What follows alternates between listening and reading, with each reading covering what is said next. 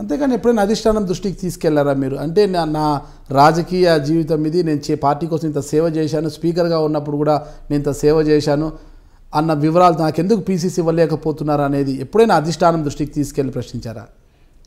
నేను అధిష్టానాన్ని అనేక సందర్భాల్లో కలుస్తూ వచ్చాను.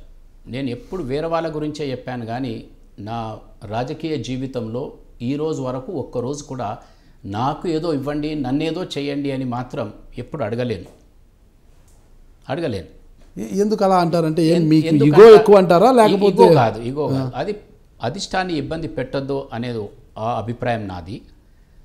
రెండవది, తప్పనిసరిగా ఈరోజు కాకుండా రేపు అధిష్టానం తప్పనిసరిగా మనం పని చేస్తుంటే గుర్తింపు వస్తుందనే నమ్మకం నాకు.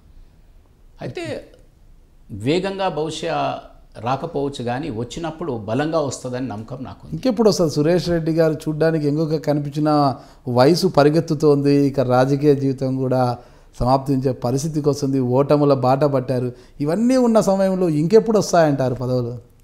అంతే కదా, ఛాలెంజ్లు అప్పుడే వస్తుంది. ఆ ఛాలెంజ్ని ఎదుర్కొన్నప్పుడు తప్పనిసరిగా ఆ ఛాలెంజ్ నుంచి వచ్చేదే మనకు నిజమైన అధికారం, అది వస్తుందనే నమ్మకం నాకుంది.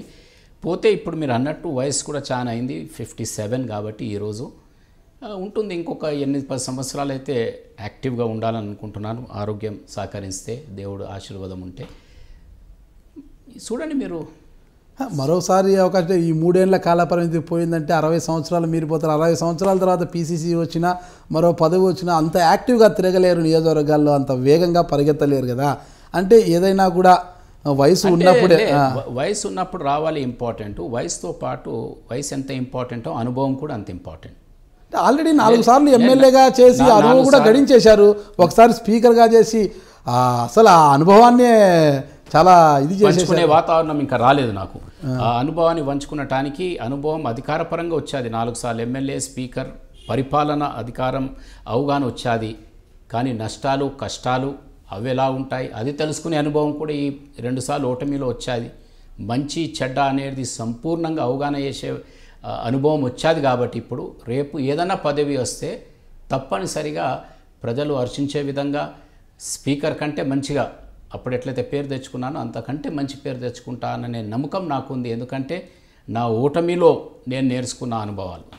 Hi, this is Suresh Reddy, former speaker. Please watch my interview with Nagaraj Garu on High Dreams, which will be coming up shortly. He's thrown a lot of insight into my personality and it's very exciting. Please watch it.